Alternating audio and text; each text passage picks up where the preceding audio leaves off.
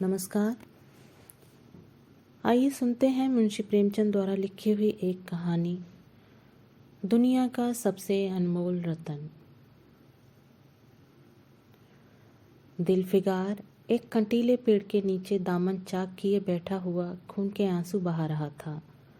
वह सौंदर्य की देवी यानी मलका दिलफरेब का सच्चा और जान देने वाला प्रेमी था। उन प्रेमियों में वही जो इत्र फुलेल में बसकर और शानदार कपड़ों से सजकर आशिक के वेग में माशूकियत का दम भरते हैं, बल्कि उन सीधे साधे भोले भाले फिदाइयों में जो जंगल और पहाड़ों से सर टकराते हैं और फरियाद मचाते फिरते हैं। दिलफरेब ने उससे कहा था कि अगर तू मेरा सच्चा प्रेमी है तो जा और दुनिया की सबसे अनमोल चीज़ लाकर मेरे दरबार में आ, तब मैं तुझे अपनी गुलामी में कबूल करूँगी। अगर तुझे वह चीज़ न मिले तो खबरदार इधर रुख न करना, वरना सूली पर खिंचवा दूंगी। दिलफिगार को अपनी भावनाओं के प्रदर्शन का, शिकवे शिकायत का, प्रेमिका के सौंदर्य दर्शन का तनिक भी अवसर न दिया गया। दिलफरेब ने ज्यों ही यह फैसला सुनाया, उसके चौबदारों ने गरीब दिलफिगार को धक्के देकर बाहर निकाल दिया और आज 3 दिन से यह आफत का मारा आदमी उस कटीले पेड़ के नीचे उसी भयानक मैदान में बैठा हुआ सोच रहा है कि क्या करूं?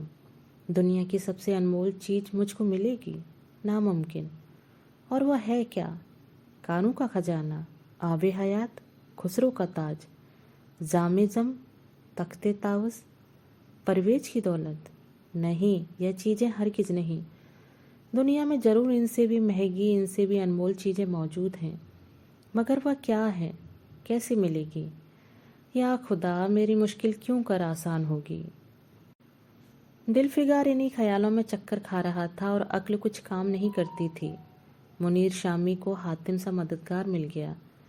ऐ काश कोई मेरा भी मददगार हो जाता।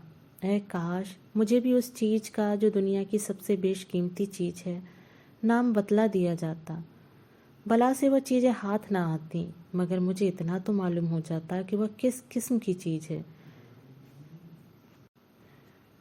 मैं घड़े बराबर मोती की खोज में जा सकता हूँ। मैं समुद्र का गीत, पत्थर का दिल, मौत की आवाज़ और इनसे भी ज़्यादा बेनिशान चीज़ों की तलाश में कमर कस सकता हूँ, मगर दुनिया की सबसे अनमोल चीज़, यह मेरी कल्पना की उड़ान से बहुत ऊपर है।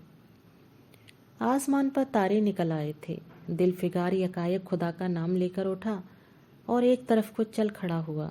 भूखा प्यासा, नंगे बदन, थकन से चूर, वह बरसों वीरानों और आबादियों की खाक छानता फिरा। तलवे कांटों से छलनी हो गए, शरीर में हड्डियां दिखाई देने लगी, मगर वह चीज़ जो दुनिया की सबसे कीमती चीज़ थी ना मिली और ना उसका कुछ निशान मिला। एक रोज वह भूलता भटकता एक मैदान में जा निकला, जहाँ हजारों आदमी गोल बांधे खड़े थे। बीच में कई अमामे और चौगे वाले दड़ियल काजी अफसरी शान में बैठे हुए आपस में कुछ सलाह मशविरा कर रहे थे, और इस जमात में जरा दूर पर एक सूली खड़ी थी। दिलफिगार कुछ तो कमजोरी की वजह से और कुछ यहाँ की कैफियत देखने के इरादे से ठिठक गया। क्या देखता है कि कई लोग नंगी तलवारें लिए एक कैदी को, जिसके हाथ पैर में जंजीरें थीं, पकड़े चले आ रहे हैं। सूली के पास पहुंचकर सब सिपाही रुक गए और कैदी की हथकड़ियाँ, बेड़ियाँ सब उतार ली गईं।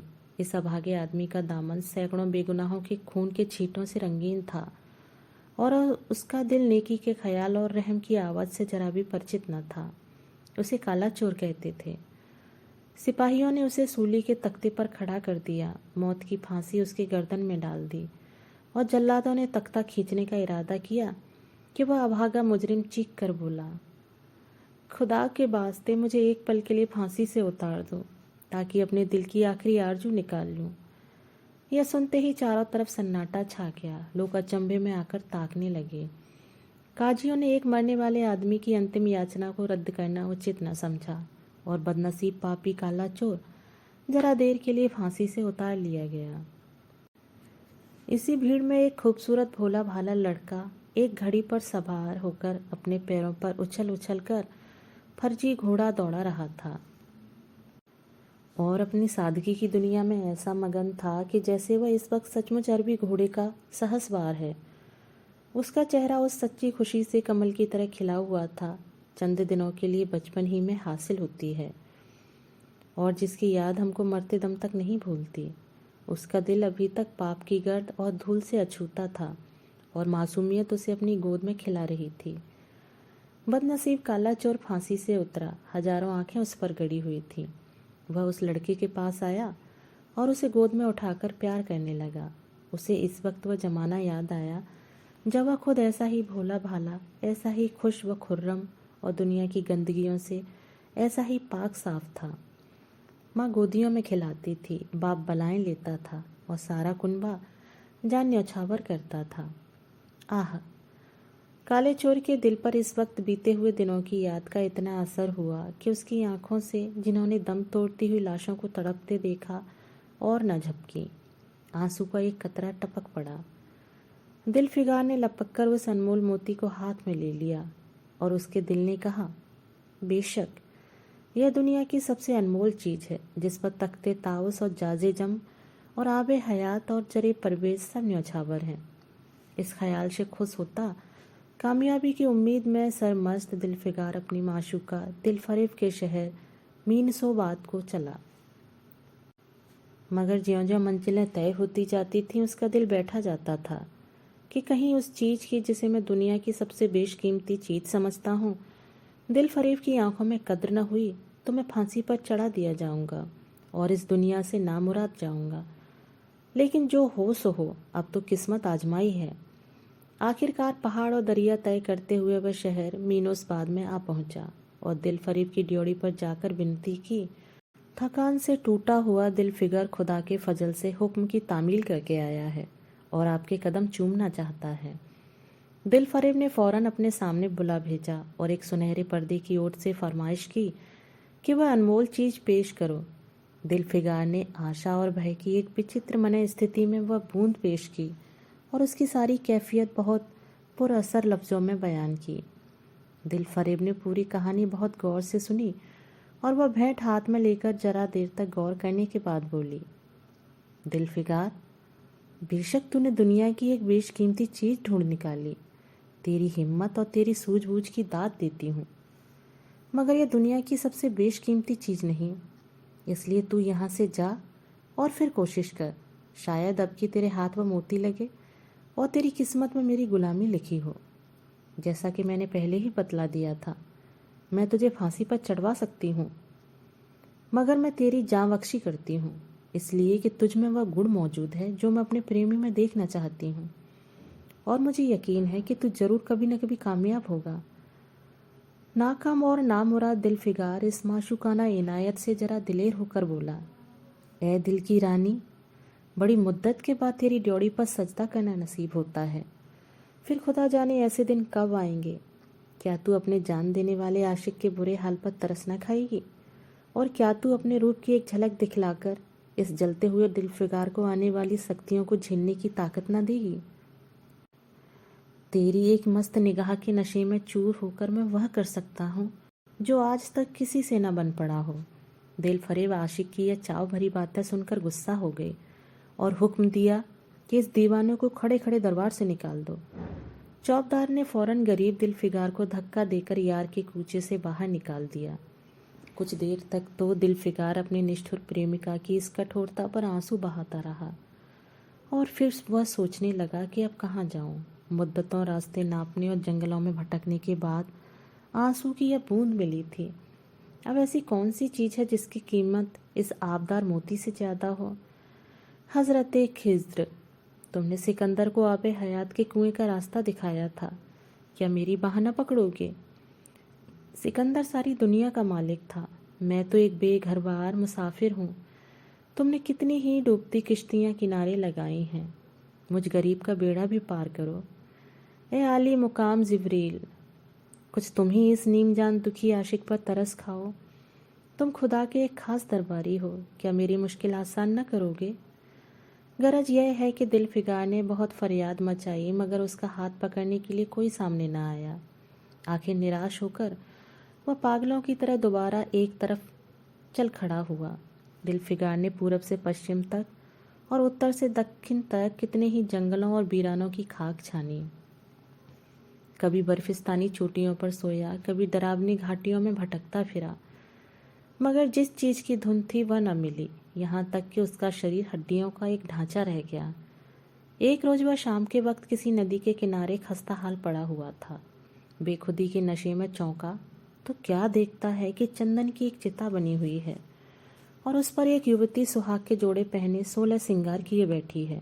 उसकी जांघ पर उसके प्यारे पति का सर है। हजारों आदमी गोल बांधे खड़े हैं और फूलों की बरखा कर रहे हैं। यकाएक चिता में से खुद ब खुद एक लपट उठी। सती का चेहरा उस वक्त एक पवित्र भाव से आलोकित हो रहा था। चिता की पवित्र लपटें उसके गले से लिपट गईं और दम के दम वह फूल सा शरीर राख कर ढेर हो गया। प्रेमिका ने अपने को प्रेमी पर न्यौछावर कर दिया और दो प्रेमियों के सच्चे पवित्र अमर प्रेम की अंतिम लीला आंख से ओझल हो गई। जब सब लोग अपने घरों को लौटे तो दिलफिगा चुपके से उठा और अपने चाक दामन कुर्ते में यह राख का ढेर समेट लिया और इस मुट्ठी भर राख को दुनिया की सबसे अनमोल चीज समझता हुआ सफलता के नशे में चूर यार के कूचे की तरफ चला। अब कि ज्यों-ज्यों वक्त मंजिल के करीब आता था उसकी हिम्मत बढ़ती जाती थी। कोई इसके दिल में बैठा हुआ कह रहा था, अब की तेरी जीत है। और इस ख्याल ने उसके दिल को जो जो सपने दिखाए उनकी चर्चा व्यर्थ है।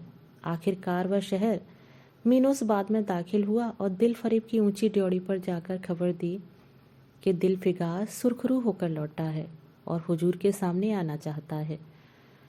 दिल फरेब ने जावाज आशिक को फौरन दरबार में बुलाया और उस चीज के लिए जो दुनिया की सबसे बेशकीमती चीज थी हाथ फैला दिया। दिल फिगार ने हिम्मत करके उसकी चांदी जैसी कलाई को चूम लिया और मुट्ठी भर राख को उसकी हथेली में रखकर सारी कैफियत दिल को पिघला देने वाले लफ्ज़ों में कह सुनाई और अपनी सुंदर प्रेमिका के होठों से अपनी किस्मत का मुबारक फैसला सुनने के लिए इंतजार करने लगा। दिल फरेब ने उस मुट्ठी भर राख को आंखों से लगा लिया और कुछ देर तक विचारों के सागर में डूबे रहने के बाद बोली, है जान निछावर करने वाले आशिक दिल फिगार, बेशक यह राख जो तू लाया है इसमें लोहे को सोना कर देने की सिफत है। दुनिया की बहुत बेशकीमती चीज़ है और मैं सच्चे दिल से तेरी एहसानमंद हूँ कि तूने ऐसी अनमोल भेंट की, मगर दुनिया में इससे भी ज़्यादा अनमोल चीज़ है। जा उसे तलाश कर तब मेरे पास आ। मैं तहे दिल से दुआ करती हूँ कि खुदा तुझे कामयाब करे। यह कहकर वह सुनहरे पर्दे से बाहर आई, माशूकाना अदा से अपने रूप का जलवा दिखाकर फिर नजरों से ओझल हो गई। अभी दिल फिगार के होश हवास ठिकाने पर न आने पाए थे कि चौबदार ने मुलामियत से उसका हाथ पकड़कर यार के कूचे से उसको निकाल दिया और फिर तीसरी बार वह प्रेम का पुजारी निराशा के अथाह समुद्र में गोता खाने लगा। दिल फिगार का हियाब छूट गया। उसे यकीन हो गया कि मैं दुनिया में उसी तरह नाशाद और नामुराद मर जाने के लिए पैदा किया गया था और अब इसके सिवा और कोई चारा नहीं कि किसी पहाड़ पर चढ़कर नीचे कूद पड़ूं ताकि माशूक के जुल्मों की फरियाद करने के लिए एक हड्डी भी बाकी न रहे। वह दीवाने की तरह उठा और गिरता पड़ता एक गगनचुंबी पहाड़ की चोटी पर जा पहुंचा। किसी और समय वह ऐसे ऊंचे पहाड़ पर चढ़ने का साहस न कर सकता था, मगर इस वक्त जान देने के जोश में उसे वह पहाड़ एक मामूली टेकरी से ज़्यादा ऊंचा न नजर आया। करीब था कि वह नीचे कूद पड़े कि हरे हरे कपड़े पहने हुए और हरा अमामा बांधे हुए एक बुजुर्ग एक हाथ में तस्बीह और दूसरे हाथ में लाठी लिए बरामद हुए और हिम्मत बढ़ाने वाले स्वर में बोले, दिल फिगार, नादान दिल फिगार, यह क्या बुज़दिलों जैसी हरकत है?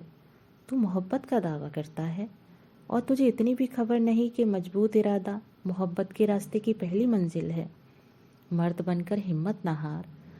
पूरब की तरफ एक देश है जिसका नाम हिंदुस्तान है, वहाँ जा और तेरी आरजू पूरी होगी। यह कहकर हिजरते खिजर गायब हो गए। दिल फिगार ने शुक्रिया की नमाज अदा की और ताज़ा हौसले, ताज़ा जोश और अलौकिक सहायता का सहारा पाकर खुश खुश पहाड़ से उतरा और हिंदुस्तान की तरफ चल पड़ा। मुद्दतों तक कांटे से भरे हुए जंगलों, आग बरसाने वाले रेगिस्तानों, कठिन घाटियों और अबंध्य पर्वतों को तय करने के बाद दिल फिगार हिंद की पाक सरजमीन में दाखिल हुआ और एक ठंडे पानी के सोते में सफ़र की तकलीफ़ें धोकर थकान के मारे नदी के किनारे लेट गया। शाम होते होते वह एक चटियल मैदान में पहुंचा, जहां बेशुमार अधमरी और बेजान लाशें बिना कफन के पड़ी हुई थीं। चील, कौए और वहशी दरिंदे भरे पड़े थे और सारा मैदान खून से लाल हो रहा था। यह डरावना दृश्य देखते ही दिल फिगार का जी दहल गया। या खुदा, किस मुसीबत में जान फंसी। मरने वालों को कराहना, सिसकना और एड़ियां रगड़कर जान देना, दरिंदों का हड्डियों को नोचना और गोश्त के लोथड़ों को लेकर भागना, ऐसा खौलनाक सीन दिल फिगार ने कभी न देखा था। यकायक उसे ख्याल आया, यह लड़ाई का मैदान है और यह लाशें सूरमा सिपाहियों की हैं। इतने में करीब से कराहने की आवाज़ आई। दिल फिगार उस तरफ गिरा तो देखा एक लंबा तगड़ा आदमी, जिसका मर्दाना चेहरा जान निकलने की कमजोरी से पीला हो गया है, जमीन पर सर झुकाए पड़ा हुआ है। सीने से खून का फव्वारा जारी है, मगर आबदार तलवार की मूठ पंजे से अलग नहीं हुई। दिल फिगार ने एक चीथड़ा लेकर घाव के मुंह पर रख दिया ताकि खून रुक जाए और बोला, ए जवां मर्द, तू कौन है? जवां मर्द, तू कौन है? जवां मर्द ने यह सुनकर आंखें खोली और वीरों की तरह बोला, क्या तू नहीं जानता मैं कौन हूँ? क्या तूने आज तक इस तलवार की काट नहीं देखी? मैं अपनी माँ का बेटा और भारत का सपूत हूँ। यह कहते कहते उसकी त्योरियों पर बल पड़ गए। पीला चेहरा गुस्से से लाल हो गया और आबदार शमशीर फिर अपना जौहर दिखाने के लिए चमक उठी। दिल फिगार समझ गया कि इस वक्त मुझे यह दुश्मन समझ रहा है। नरमी से बोला, ए जवां मर्द, मैं तेरा दुश्मन नहीं हूँ। अपने वतन से निकला हुआ एक गरीब मुसाफिर हूँ। इधर भूलता भटकता आ निकला। बराए मेहरबानी मुझसे यहाँ की कुल कैफियत बयान कर। यह सुनते ही घायल सिपाही बहुत मीठे स्वर में बोला, अगर तू मुसाफिर है तो आ और मेरे खून से तर पहलू में जा बैठ, क्योंकि यही 2 अंगुल जमीन है जो मेरे पास बाकी रह गई है और जो सिवाय मौत के कोई नहीं छीन सकता। अफसोस है कि तू यहाँ ऐसे वक्त में आया जब तेरा आतिथ्य सत्कार करने के योग्य नहीं। हमारे बाप दादा का देश आज हमारे हाथ से निकल गया और इस वक्त हम बेवतन हैं, मगर पहलू बदल कर। हमने हमलावर दुश्मन को बता दिया, जो लाशें तू देख रहा है या उन लोगों की हैं जो इस तलवार के घाट उतरे हैं, मुस्कराकर, और गो कि मैं बेवतन हूँ, मगर गनीमत है कि दुश्मन की जमीन पर नहीं मर रहा हूँ। सीने के घाव से चीथड़ा निकालकर, क्या तूने यह मरहम रख दिया? खून निकलने दे। इसे रोकने से क्या फ़ायदा? क्या मैं अपने ही देश में गुलामी करने के लिए जिंदा रहूं? नहीं, ऐसी जिंदगी से मर जाना अच्छा। इससे अच्छी मौत मुमकिन नहीं। जवां मर्द की आवाज़ मध्यम हो गई, अंग ढीले पड़ गए। खून इतना ज़्यादा बहा कि खुद ब खुद बंद हो गया। रह रहकर एक आध बूंद टपक पड़ता था। आखिरकार सारा शरीर बेदम हो गया। दिल की हरकत बंद हो गई और आंखें मुद गईं। दिल फिगार ने समझा अब काम तमाम हो गया कि मरने वाले ने धीमे से कहा, भारत माता की जय, और उसके सीने से खून का आखिरी कतरा निकल पड़ा। एक सच्चे देश प्रेमी और देशभक्त ने देशभक्ति का हक अदा कर दिया। दिल फिगार पर इस दृश्य का बहुत गहरा असर पड़ा और उसके दिल ने कहा, बेशक दुनिया में खून के इस कतरे से ज़्यादा अनमोल चीज़ कोई नहीं हो सकती। उसने फौरन खून की बूंद को, जिसके आगे यमन का लाल हेच भी है, हाथ में ले लिया और इस दिलेर राजपूत की बहादुरी पर हैरत करता हुआ अपने वतन की तरफ रवाना हुआ और सख्तियां झेलता हुआ आखिरकार बहुत दिनों के बाद रूप की रानी मलका दिल फरीब की ड्योढ़ी पर जा पहुंचा और पैगाम दिया कि दिल फिगार सुरखरू और कामयाब होकर लौटा है और दरबार में हाजिर होना चाहता है। दिल फरेब ने उसे फौरन हाजिर होने का हुक्म दिया। खुद हस्बे मालूम सुनहरे पर्दे की ओट में बैठी और बोली, दिल फिगार, अब कि तू बहुत दिनों के बाद वापस आया है, ला दुनिया की सबसे बेशकीमती चीज़ कहाँ है? दिल फिगार ने मेहंदी रची हथेलियों को चूमते हुए खून का कतरा उस पर रख दिया और उसकी पूरी कैफियत पुरजोश लहजे में कह सुनाई। वह खामोश भी न होने पाया था कि यकायक यह सुनहरा पर्दा हट गया और दिल फिगार के सामने हुस्न का एक दरबार सजा हुआ नजर आया, जिसकी एक एक नाजनीन जुलेखा से बढ़कर थी। दिल फरेब बड़ी शान के साथ सुनहरी मसनद पर सुशोभित हो रही थी। दिल फिगार हुस्न का यह तलस्म देखकर अचंभे में पड़ गया और चित्रलिखित सा खड़ा रहा कि दिल फरेब मसनद से उठी और कई कदम आगे बढ़कर उससे लिपट गई। गाने वालियों ने खुशी के गाने शुरू किए, दरबारियों ने दिल फिगार को नज़रें भेंट की और चांद सूरज को बड़ी इज्जत के साथ मसनद पर बैठा दिया। जब वह लुभावना गीत बंद हुआ तो दिल फरेब खड़ी हो गई और हाथ जोड़कर दिल फिगार से बोली, ए जानिसार आशिक दिल फिगार, मेरी दुआएं बर आईं और खुदा ने मेरी सुन ली और मुझे कामयाब व सुरखरू किया। आज से तू मेरा मालिक है और मैं तेरी लौंडी। यह कहकर उसने एक रत्न जटित मंजूषा मंगाई और उसमें से एक तख्ती निकाली जिस पर सुनहरे अक्षरों में लिखा हुआ था, खून का वह आखिरी कतरा जो वतन की हिफाजत में गिरे दुनिया की सबसे अनमोल चीज़ है। दोस्तों, अभी आप सुन रहे थे मुंशी प्रेमचंद द्वारा लिखी कहानी दुनिया का सबसे अनमोल रतन। दोस्तों, कहानी अगर आपको पसंद आई हो तो वीडियो को लाइक, शेयर और सब्सक्राइब ज़रूर कीजिएगा। धन्यवाद।